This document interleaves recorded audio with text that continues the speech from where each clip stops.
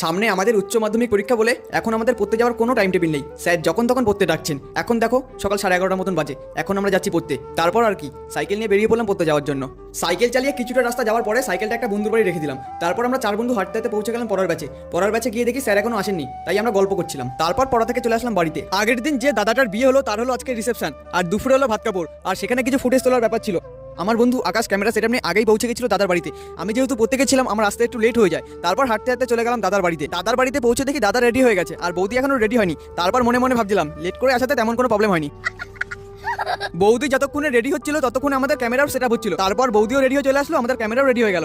এরপর শুরু হয়ে গেল ভাত কাপড়ের পর্ব। সন্ধ্যেবেলা আবার রেডি হয়ে চলে গেলাম বিয়ে বাড়ির সামনে গিয়ে দেখি বিয়ে বাড়িটা বেশ ভালোই সাজিয়েছে। এরপর সিঁড়ি বেয়ে হাঁটতে হাঁটতে পৌঁছে গেলাম তিনতলায় গিয়ে দেখি এখনো তেমন লোকজন আসেনি। কিন্তু এরপরে যেটা দেখলাম, বিয়ে বাড়ি পুরো বনগা লোকাল, পা রাখার জায়গা নেই। আমি আর কি ফাঁকায় বসে বসে পুরো বনগা লোকালের ভিউটা দেখছিলাম। এরপর সবকিছু প্যাক আপ করে যাচ্ছিলাম বাড়ির দিকে। বাড়িতে এসে আজকের মিনি ব্লগটা